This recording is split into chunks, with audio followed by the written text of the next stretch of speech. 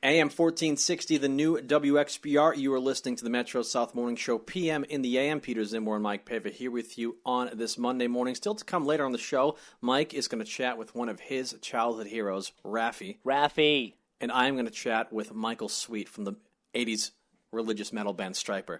So Baby Beluga in the Deep Blue Sea and Stryper. This is one of the most eclectic and eccentric shows that you can ask for in the morning. Adding to the eccentricity, joining us in studio now is a man who has joined us in the program once before. We welcome him back, Derek, the movie guy. Derek, the movie guy, good morning. Welcome to the program. Good morning. Thank you for having me. Derek, the movie guy. Derek, last time you were here in the program, as is the case with all of our guests, following your interview on the show, we archive our interviews at our official YouTube channel, youtube.com/PM in the AM Boston. So I go home, I archive the interview, put it on YouTube, and the following day, I plug the YouTube channel here on the show, and Mike says, could have you picked a worse picture of Derek the movie guy? And I said, so cheesy. I asked Derek the movie guy what picture he wanted to use, and that is the picture you sent me. Actually, I'm going to send you another one. My brother got married last weekend, so Here we go. I need to, there are some great pictures from that wedding. Nice. I'm going to send them to you. And the reason that he chose the picture that he chose last time was because, quote, he looked buff. Oh, yeah. I mean, look at my arms. They're huge. Massive. Yeah. He's pulling out the gun show here at 250 Main Street, or 250 Belmont Street, I should say, here at the WXPR studios. I kind of mixed up our old address and our new address there. But, Weird. you know, sometimes that has to happen. Derek, welcome back to the program. Derek, the movie guy, back here on the show. It's the month of December, and as the case with the month of December, a lot of films and movies are coming out that potentially could be contenders for the Oscars, which will be held in early March. And then you've got all the movies which premiere on Christmas. What should we look forward to that is coming out in the month of December? Well, a couple of movies that are coming out. One is going to be released nationally later this month, 12 Years a Slave.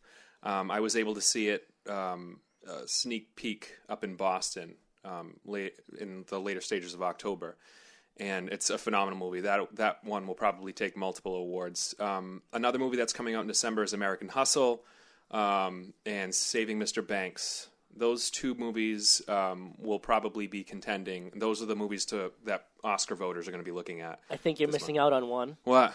Anchorman 2. That one as well. And the new Hobbit movie? No. I don't think any critics are going to be hopping all over that. But Anchorman 2, can't wait for that. Does Anchorman 2 legitimately have any chance of doing anything in the Oscars? No. Do you ever notice that the movies in the comedy category in the Oscars, generally speaking, aren't comedies? Right. They break down. They separate the movies in the Golden Globes. So they have Best Picture in the dramatic category, and then they also have Best Picture in the musical or comedy category. So I kind of like that. I wish the Academy Awards would create a category for comedies. Even though most of them are sequels and they're not that good, there are a couple that come out every year that are really, really great. Such as The Legend of Ron Burgundy, Anchorman. Oh, absolutely. We'll talk a little bit more about Anchorman at length during this interview. But why are these movies contenders for Oscars, in your opinion, as you are the authority? You're the movie guy. Well, 12 Years a Slave, that just has Oscar written all over it. I mean, it's a movie about slavery in the United States. This gentleman is named Solomon Northup. He was a freedman living in upstate New York, and he was convinced to go down to Washington, D.C., because he's a composer, a musician of some sort. He's a violinist. And he was convinced by these two white men to go down to Washington, D.C., and they get him drunk, and they sell him into slavery. And he experiences this awful life for 12 years, and he's sold between slave owner to slave owner. Wonderful performances, but it's a very difficult movie to watch. I consider it the Schindler's List of slavery movies. You have your Roots, you have The Color Purple, and then you have something like 12 Years a Slave. It's very difficult to watch. There are some whipping scenes that will literally make you nauseous. More difficult to watch than like Django Unchained? Well, Django is more of a satire than anything else. I don't really take anything Quentin Tarantino does seriously, even though he's brilliant. He's an amazing filmmaker. I don't watch Inglourious Bastards and think that that's how World War II actually shaped out. It's just his version of it. It's his sick and twisted version of World War II. And it's brilliant, but it's not to be taken seriously. And the Oscars would never take a movie like that seriously either. I mean, it's nominated for Best Picture, those movies were, but they'll never win. He'll probably never win an Oscar for Best Picture. But a movie like 12 Years a Slave is built to win multiple Oscars. I was trying to count it out. I think I count maybe 9 or 10 that it can easily win. Walking away, it's the lead actor. His name's Chiwetel Ejiofor. People might wonderful pronunciation of that name. I might say that was genius. I hope I didn't butcher it. Can't forget about one of the co-stars in the movie. Say it. Brad Pitt. There we go. He was phenomenal. He was only in it for maybe like 10 minutes towards the end of the film. Really? But he was excellent. Michael Fassbender is in it. He was in Inglourious Bastards. He was in the newer X-Men movie. He played Magneto. He might win an Oscar. He was really, really powerful. Excuse me. He was really powerful, and it was crazy. I put his performance on the level of like a Hannibal Lecter, Anthony Hopkins type of thing. He was just deranged, out of his mind crazy. And the Academy Awards love stuff like that. Lupita Nyong'o is another slave. She's going to be contending for Best Supporting Actress this year. Very powerful performance. Her character's name is Patsy, and she, and throughout the film, she's raped and beaten by Michael Fassbender's character, who's her slave owner. So I see multiple Oscars: cinematography, director, possibly Best Picture, actor, Best Supporting Actress, Best Supporting Actor. The list goes on and on and on with that movie. Why is there movies that it's a certain subject matter which translate well to the Oscars? You mentioned slavery. I think it was somewhat of a joke that mentally handicapped characters always get consideration for Best Actor. Forrest Gump and Sean Penn and I Am Sam and things of that nature. Why is it that certain subject matter translates well with awards and movies? I feel like any character that is kind of has the odds stacked against them, they like to see that. They like to see a character development. I think, in film, you have to develop a good actor develops a character effectively. And with Solomon, Chiwetel Ejiofor did such a wonderful job taking the character from this, relatively wealthy African American living in upstate New York to this broken down man who has experienced this terrible existence for 12 years. And there's one particular scene at the end of that film where he's literally just staring into the camera. And this is brilliant direction by Steve McQueen. The actor's just looking into the camera for like a solid minute.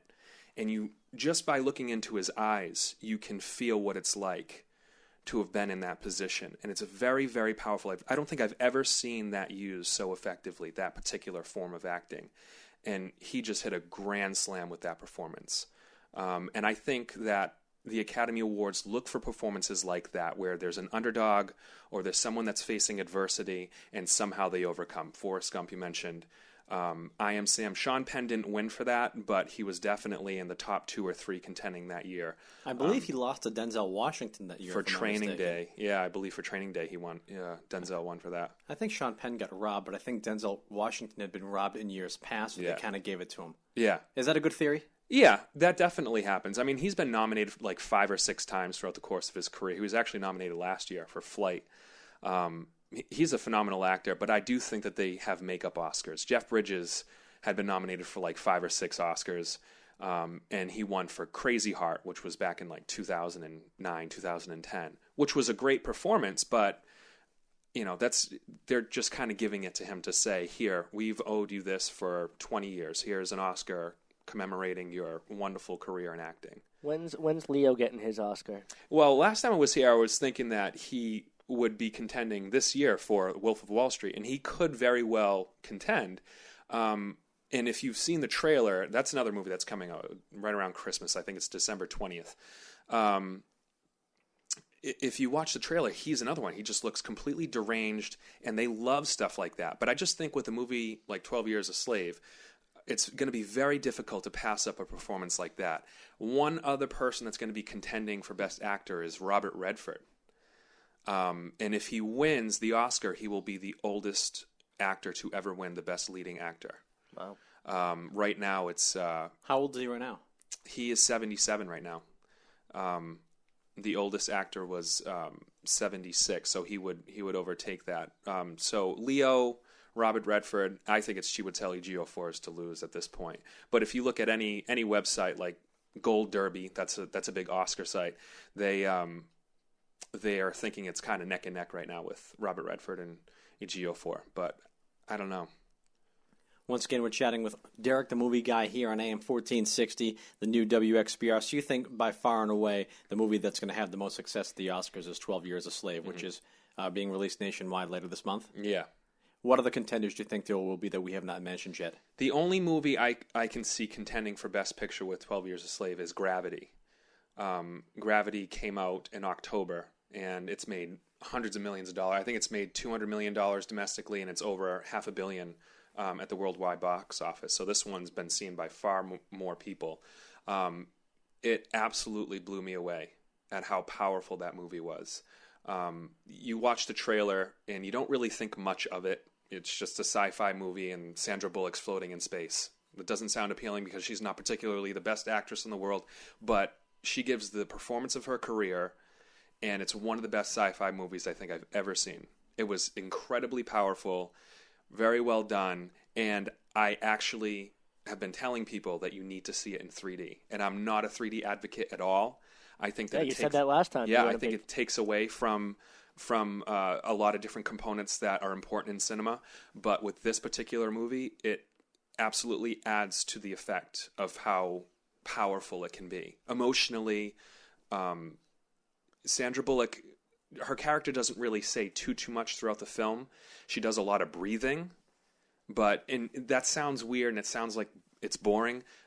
But trust me, it is very, very powerful, because when you're in space, obviously you have a limited amount of oxygen. Right. There's obviously no gravity. Your resources are very few. So when she's breathing, you know that could be her last breath, or that she's running low and she's racing the clock. Strategically, the movie is 90 minutes long. And there are a couple of situations in the movie where she has 90 minutes to get from one place to the other, 90 minutes before her oxygen tank runs out. And the movie itself is 90 minutes long, which I think is a brilliant idea. So that film will take all of the technical awards, possibly even cinematography, which I think, again, will be a toss-up between 12 Years a Slave and Gravity. But it'll take Best Visual Effects, Best Sound Mixing, Sound Editing, might even take Best Score. A phenomenal movie with an amazing performance by Sandra Bullock. And that doesn't happen often, in my opinion. I think she's good, but she's not great. And she won an Oscar a few years ago for The Blind Side, and I think that was kind of another gimme Oscar, where she's been doing it for a long time. But this movie is by far her best performance. Once again, we're chatting with Derek, the movie guy, here on AM 1460, the new WXBR. 12 Years a Slave, Gravity. Some other movies that you wanted to mention was American Hustle, Captain Phillips, and Saving Mr. Banks. What can you tell us in relation to these movies? American Hustle is the new film directed by David O. Russell. He directed Silver Linings Playbook last year, which got a lot of recognition. Jennifer Lawrence won Best Actress for that. She's also co-starring in this film. It's a period piece back in the 1920s, I believe. I think that the movie can make some noise, but I don't think it'll win any major awards just because of the content area. I think what 12 Years a Slave is and what Gravity is transcends film. And I don't think American Hustle has that in it to transcend film. And that's another reason why I think Academy Awards look for those specific films, something that can send it to the next level. Those two movies do it. I don't think American Hustle will. I don't know. I haven't seen it again. Captain Phillips was phenomenal.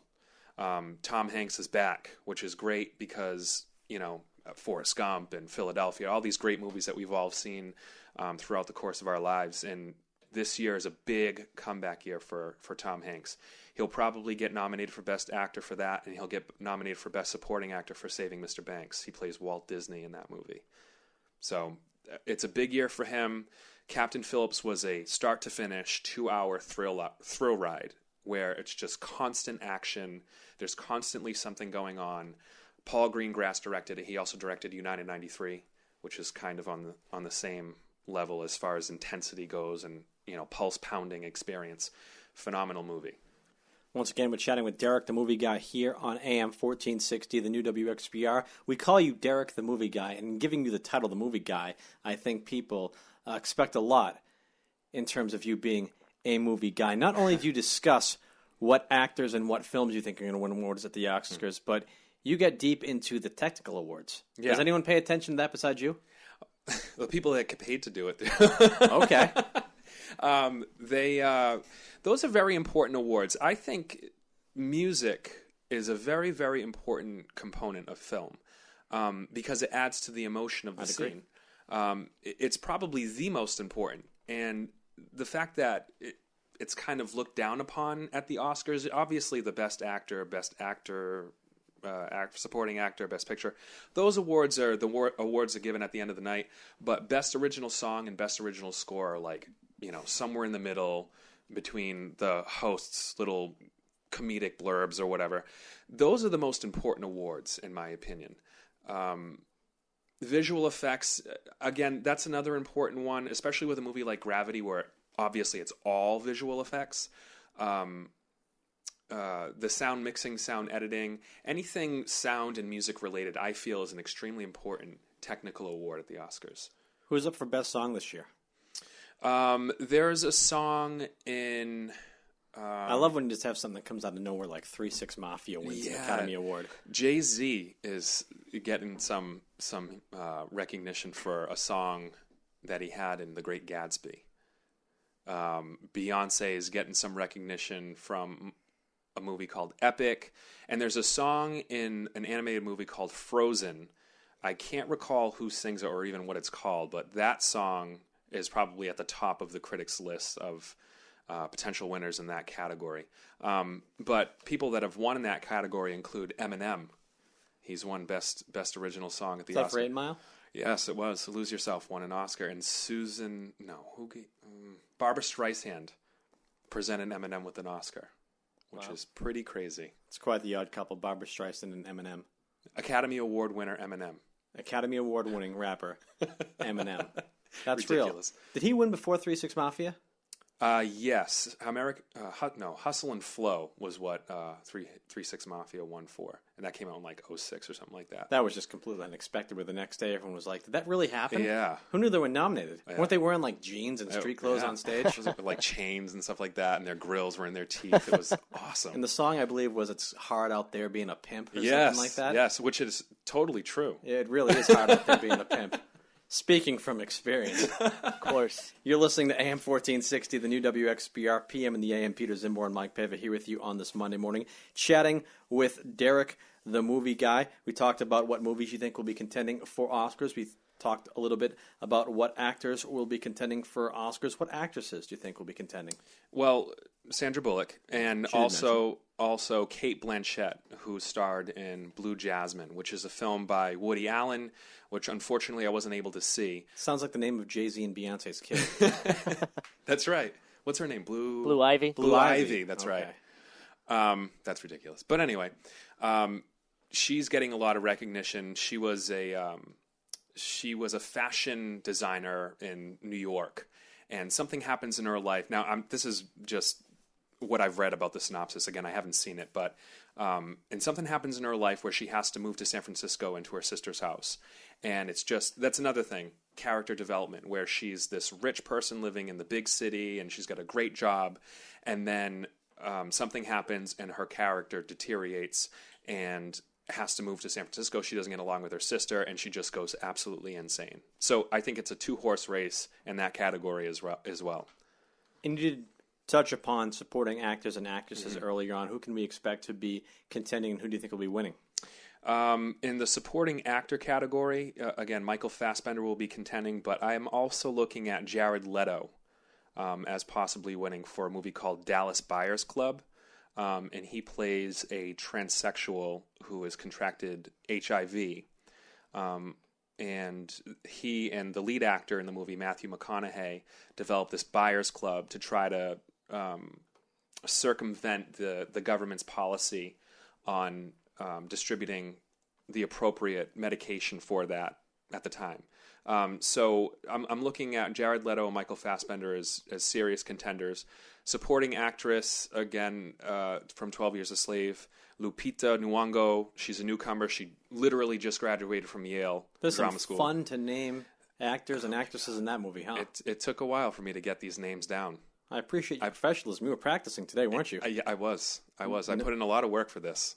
He knew that he had to come on the PM and the AM show, and he could not get these actors and actresses' names wrong. I can't. It's very important because they could be winning Oscars. The other contender and supporting actress is Oprah, which I mentioned back when I was here a few months ago for The Butler. Having seen both of those performances, I would think that they would give it to Oprah just because of who she is and what she's done. And the amount of years she's been in film. She won an honorary Oscar back in the day, but Lupita Nyong'o is this new up-and-coming actress who will have a great career, and she could win an Oscar down the line. I just think at this particular time, with a movie like The Butler, I think it's Oprah's at this point.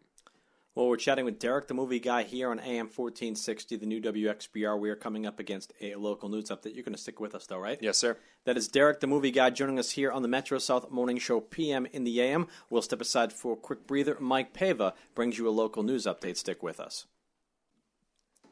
AM 1460, the new WXBR. You are listening to the Metro South Morning Show, PM in the AM. Peter Zimborn, Mike Pava here with you on this Monday morning. Remember, you can live chat with us and follow along with our program on Twitter at PM in the AM Boston. Like us on Facebook, PM in the AM, the Metro South Morning Show. And the best place to hear archived interviews and content from this particular program is our official YouTube channel at youtube.com/PM in the AM Boston. We're joined in studio for a second segment with Derek, the movie guy. Derek, we spoke earlier on the program about your picks for films and actors and actresses which you believe will be contending for the Oscars come March. The Oscars aren't a few months away, so we'll have to have you on in the first quarter of 2014 as soon as the actual nominees get announced so that you're not theorizing as much as you were this morning. But you're not strictly a movie guy that is kind of a movie snob that watches only the films which will contend for awards. You like to dumb it down as well, don't you? Every once in a while. I think last time I was on here, I actually considered myself to be a movie snob. But I do occasionally dive into movies that no one should be watching, but I do love to get into that kind of stuff. Have you seen Bad Grandpa? No. I did see the other Jackass movies, though, so I do need to check that out. But movies like that, I wouldn't pay to go see. You know what I mean? We were talking about that last time as well, about having to go pay to see movies. I think with a movie like Bad Grandpa, it'll be a laugh out loud, awesome, funny movie, but I'm not going to pay to go see it. It's not exactly good filmmaking, but it's good fun. Oh, absolutely. Like, This Is the End came out this summer, which I thought was hilarious. A lot of people didn't like it, but there are some inappropriate scenes in that movie that are, I was crying. I was laughing so hard. It was so funny. So Anchorman 2, the sequel, yes, coming out on Christmas, is that at least good enough comedically that even in your snobbish movie taste, you'll enjoy? Of course. I'll be there opening night seeing Anchorman 2. Will you really? Absolutely. On Christmas.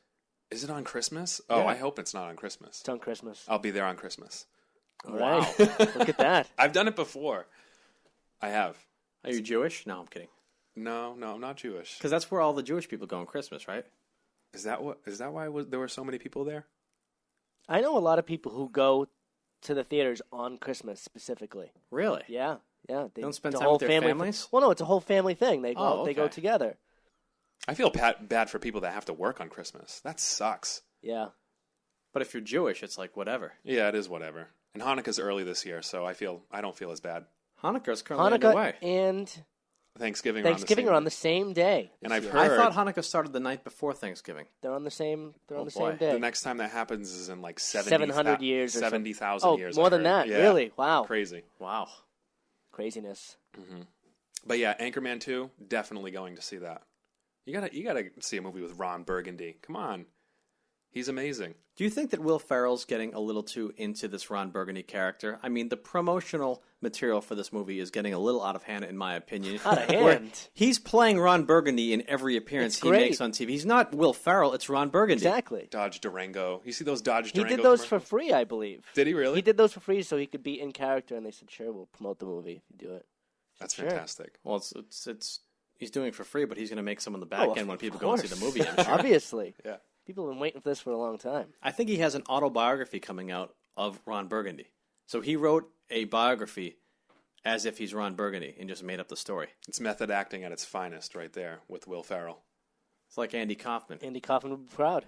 who recently they said is still alive. No way. No way. It's his brother. That girl, by the way, was an actress. Yeah, The one who I'm played sure. his daughter, obviously. Of course, it's Andy Kaufman. I didn't anticipate it to be real. My hopes were kind of dashed. There was a party that wanted to be real, Mike? Yeah. Part of me wants it to be real. I want to believe. But nonetheless. Not to be. What else is coming out this Christmas that is in the ridiculous category? Let's talk about probably the most ridiculous premises for a movie that's come out in a long time. Sylvester Stallone has realized that he's made far too many Rocky movies, but still wants to be in a boxing movie. So he's in a movie called Grudge Match, where it's him and his rival, played by Robert De Niro. And don't they have two of the most generic boxing names you could ever have? One's like The Kid and the other's Razor. Yep, exactly. And they decide to settle the score of their 1-1 series of fights X amount of years later in their careers, when they're old and retired and decrepit, and fight each other in a bout that in this movie world apparently there's a lot of public demand for. What is Sylvester Stallone doing? And what is Robert De Niro doing? It's Raging Bull versus Rocky Balboa, I guess. I mean, if anyone has seen those movies, then they're going to want to go see Grudge Match, I guess. I had to ask Mike this on the air just a few weeks back. I said, is this movie a drama or a comedy? And if it is a drama, do they know it's going to unintentionally be hysterical? But apparently it is intentionally a funny movie. Well, there's a comedian in it. What's... Kevin Hart. Yes, he's in it. The trailer, watching the trailer, he seems pretty funny. Obviously, he's a comedian. Kevin Hart, Will Arnett, is it? No, not Ed Asner, I believe, is in there as well. No, not Ed Asner. Who is it? Man, drawing a blank here. Alan Arkin. Alan Arkin, there we it go. is. I'm happy you were able to pull that out. So you'll be in line to see Anchorman that night. Oh, absolutely. Will there be any interest in Grudge Match? Probably not. I mean, that's another bad grandpa to me, where I would see it when it comes out on DVD. I'll get it on Netflix or something like that. I'm not going to waste $10 to see a movie like that. The original Rocky won Best Picture at the did. Academy Awards. Did. In retrospect, was that deserving of that honor? And in retrospect, was the legacy of that film at all diminished by the subsequent amount of ridiculous sequels? Well, ironically, that movie was on this morning. I was watching it before I went to work. So it's ironic that you're bringing that up. I totally believe that it deserved it. I think that it was an excellent movie. It kind of is watered down by the sequels. I mean, I'll get a lot of people arguing with me about that. I grew up watching all the Rocky movies, but the original is just, it's great. It's such a great movie. It's on that level with Raging Bull. So, I mean, they're making Grudge Match, good for them. They want a paycheck, whatever, good for them. But I'd rather see someone like Robert De Niro, who's, a masterful actor, give me more of what he gave me last year with Silver Linings Playbook, rather than stuff like this. And I understand he just wants to make money. He's going to be retiring soon, blah, blah, blah, blah, blah. But I want to see better quality acting performances from someone like him. I expect it from Sly. You know what I mean? Like, I expect an Expendable 3 or whatever. I expect all these movies with Arnold Schwarzenegger. I expect all that stuff. You expect Rocky 7? Yeah, absolutely. Which I think there actually is some semblance of a Rocky 7 in the works, where he's going to train Apollo Creed's son or nephew or something like that. They should just add it to the long list of movies that are coming out in 2015, like all those sequels. I don't know if you've seen a list, but there's a crazy list of movie sequels, like Independence Day 2. What? Yeah, what? It's happening. And supposedly they're getting Will Smith to act in it too. They want to pay him like $30 million. Well, for $30 million, I consider a lot of stupid stuff. Oh, yeah, absolutely. I would do it. Yeah, absolutely. I do it for $30. Why the hell not? Oh, the Batman and Superman movie. Yep, that's another one. Then, yeah. The second Avengers movie. Jurassic World, I think. Jurassic World, Terminator 5. Wow.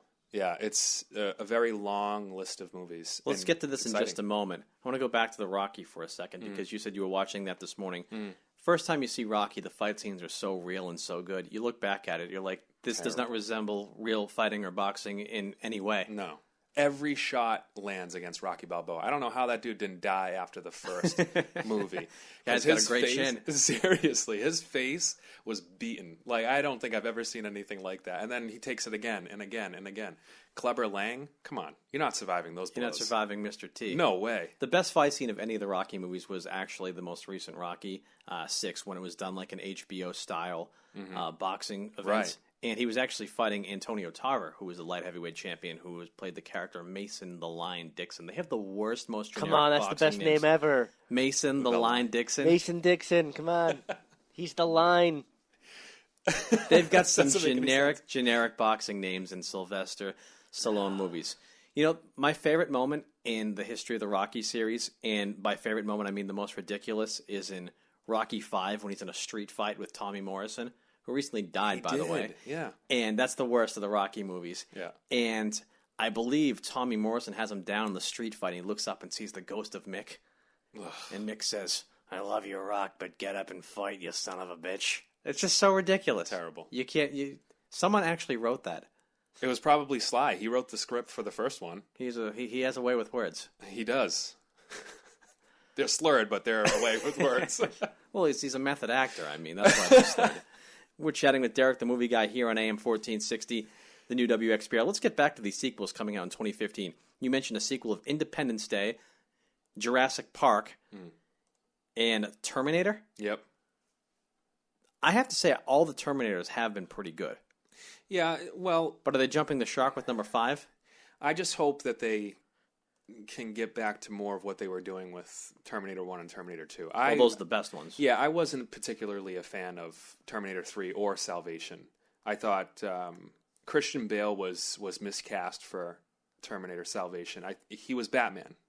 I mean, if he's going to be in an action movie, he's Bruce Wayne. He's nobody else. So the fact that they plugged him in there, I didn't think it worked.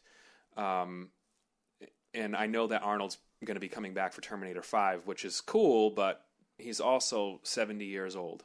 You know what I mean? So what can he do? With the more recent films, he was CGI, and it looks stupid.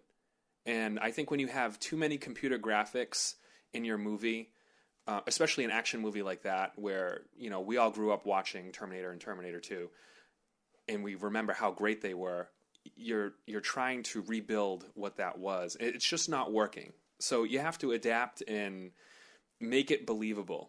You know, if you're going to have him in the movie, have him in the movie. Don't put some avatar, Arnold Schwarzenegger avatar in the movie. Make it him. Make it, you know, legitimate, sincere. Like, put an honest effort into it. I'm sick of all these movies that just, you know, they just computer graphics everywhere. You know, it's not even real people. You mentioned Christian Bale playing the character of Bruce Wayne. Batman, the trilogy of movies in which he was Batman, has apparently ended, and despite the amazing critical and commercial success of those films, it doesn't appear that there's any indication that they're going to make a fourth movie within that series. The next line of Batman movies coming out, Ben Affleck will be donning the cape and playing Batman, and as soon as that was announced, there was an initial outcry of people being very vocal saying, what? Yep. That doesn't work. Your thoughts? I think Ben Affleck is a very talented director. I think he is brilliant. Gone Baby Gone, Argo, The Town, 3 excellent movies, and he's only made like 4 or 5 movies. He is a masterful director. He should have won Best Director last year, but he wasn't even nominated. He was totally snubbed. He ended up winning an Oscar for Best Picture for Argo, but he should have received 2 Oscars that year. As far as an actor, okay, people have an argument with being upset with Ben Affleck being Batman. I mean, he kind of fits the role. He looks like a Bruce Wayne type of person, but I can see why people are upset about it, especially when you're going to compare him to someone like Christian Bale, who was excellent, did such a great job. The voice was kind of, it was too much for me. That crazy Batman voice that Christian. I don't want to imitate it. I agree. I don't want to imitate it. I want you to imitate it. Oh, come on. Don't make me do it. I'm going to make you do it. What are you doing?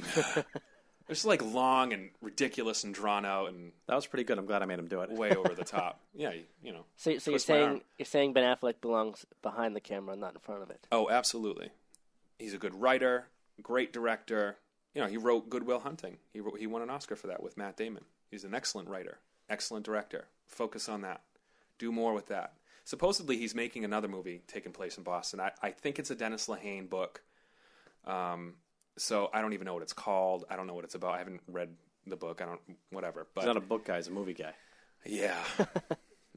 I am a movie guy. We're chatting with Derek, the movie guy, here on AM 1460, the new WXBR. What other ridiculous sequels do we have to look forward to in the next coming years? Not ridiculous, in my opinion, but Dumb and Dumber 2. Yeah. Yes, I am so looking forward to this movie. They got Jim Carrey and Finally. Jeff Daniels in the movie. And I didn't see this. I had heard from a friend of mine that Jim Carrey was on Ellen's show recently, like within the past month, and he had the chipped tooth. Yes. I didn't see it. I keep meaning to look it up, and I forget about it. He also posted a picture on like his Instagram or whatever he did of the tooth as well. So. Awesome. Everyone's getting on this Instagram thing but us. Yeah. I'm not ready to jump on board. I mean, I have a personal Instagram Do you account. really? Yeah. I did not know that. Yeah. Yeah, I'm not ready to jump on board with that. Neither I am don't know I. about you. No. I'm good. I'm good with Facebook. Yeah. You're Like not gonna, Facebook you're and not going Twitter. to be Pete, the Instagram guy? Not going to be Pete the Instagram guy. All right, there we go. Pete the ask.fm guy. Trina's got an ask.fm, I believe. We should just ask her some random questions someday anonymously and see how she answers. Let's do it. That'll be a segment on our show for the month of December, folks. Stay tuned. She's not up this early. You listen to AM 1460, the new WXBR. We've got Derek, the movie guy, in studio. Why are you looking forward to Dumb and Dumber 2 so much? Well, I mean, the original is one of the funniest movies ever made. I think it is the funniest movie ever made. I've seen it so many times, and every time I watch it, I laugh at the same stupid stuff. It's ridiculous. But Cam Neely is going to be in the sequel, which is exciting. And I've heard, even this isn't official, like it's not on an IMDb page or anything, but I've heard that they have casted Cam Neely's son, and his son is going to be played by Milan Lucic of the Boston Bruins. Wow. It's just what I've heard. I don't know if it's true. It's not on IMDb. Not that that's the most official website in the world, but it's my go-to movie website. So there is a nice Boston connection with Dumb and Dumber. Yes. Do you think it can live up to the hype? I mean, it's been rumored for so long. It's going to be tough. It really is going to be tough because, like, even with Anchorman, it's going to be tough to surpass something of the original. The original was it was priceless. There's so many lines that you can quote on a daily basis. You can use it in your normal life. I mean, I had a friend recently that ate a hot pepper, and I asked him if he wanted ketchup and mustard. And, who would ever say something like that? But, I used it. I hope you guys videotaped that.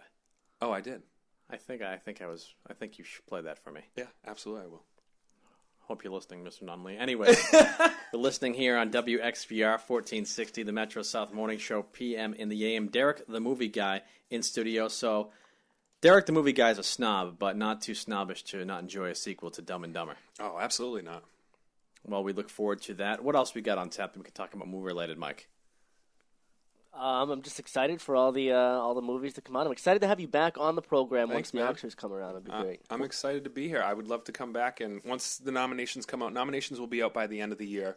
Once we get into the first part of the new year, that's when the rumors are going to start and who's going to win and who's campaigning, because there's a lot of campaigning that goes along with this too. Yeah, one thing that I want to talk about is the campaigning. Mm-hmm. People actually put ads in movie trade magazines to vote for me for this award, get me nominated for this award. This happens? Yeah, it's a regular thing. Really? Yeah, Robert De Niro was actually campaigning for himself last year for Best Supporting Actor, and his performance should go without saying that it was amazing, and he shouldn't even have to campaign for himself. The performance should speak for itself. Why would they campaign? Isn't the people who are on the committee, don't they have to watch the movies anyway? And they should have to form their own opinion. Exactly, right? But you're going to be swayed by the actor? It's a political world we live in. Do they get lawn signs? I mean, I think they should do something like that. I mean, Mike, that's how we're going to win those AP awards. Let's be come on. realistic. One more thing I want to talk to you about before we let you go this morning is you mentioned the build-up to sequels in comedic movies, And I think, let's say the biggest comedic movie of the 90s was the Austin Powers series. Let's just say that for argument. Yeah. The first movie, if you're like me, you didn't see that until it was out on VHS, and it was kind of a word-of-mouth thing. You got to see this movie, and you watch it, and it was hysterical. You laughed. You get really excited for Part 2, The Spy Who Shagged Me. It was a big box office success. Everyone went to the movies to see that. By the time the third one came out, once again, big build-up, I was immensely let down by the third Austin Powers, and I was like, they have to end this. There's nowhere this can go. This was stupid. Mm-hmm. Do you agree with me? Absolutely. I mean, it just runs its course. It comes to an end. It's not as funny anymore. Like if they made a sequel to Step Brothers, which was hilarious, it wouldn't be as funny because you're basically retelling the same jokes. While I'm excited to see Anchorman 2 and Dumb and Dumber 2, I don't expect them to be as funny as the originals because the originals take you by surprise. Did they really say that? That's hilarious. Like, there's no way it can live up to it with comedies. I mean, sequels in general don't live up to originals. There are very few sequels that have ever come out that have surpassed the original. You can make the argument for The Godfather, The Dark Knight, The Empire Strikes Back. That's just to name a few. It would probably take me a long time to think of any more outside of those three that exceeds the original. Well, Derek, any final words for our listeners this morning, movie related, as you are the movie guy, before we let you go? I want to stress upon people that I mean, even though these movies like 12 Years a Slave and Gravity are gaining a lot of attention, they're being nominated and they're being talked about for a reason. So instead of going to see a movie, that has no impact on the world at all, go see a movie like 12 Years a Slave. And like I said, it's difficult to watch, but it's a fantastic, fantastic film. As someone who is in love with film, you have to appreciate all the different elements that go into it. And a movie like 12 Years a Slave and Gravity are two films that are just absolutely worth your money. Put those other movies like Bad Grandpa to the side. And I know that's hard to do, and I know that sometimes you want to escape your reality and go see a funny movie. You can get something on Netflix that's just as funny as Bad Grandpa. It's called Jackass. They've already made 5 of those. See one of those again. Go spend your money on a good piece of art like 12 Years a Slave and Gravity.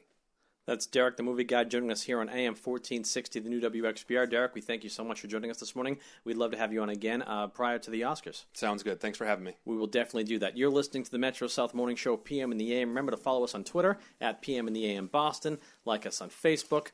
Our YouTube channel, youtube.com/PM in the AM Boston. We're going to step aside for a quick breather. When we return, a local news update courtesy of Mike Pava, and then Mike Pava fulfills a childhood fantasy as he chats with Raffi here on AM 1460, the new WXBR. Stay tuned.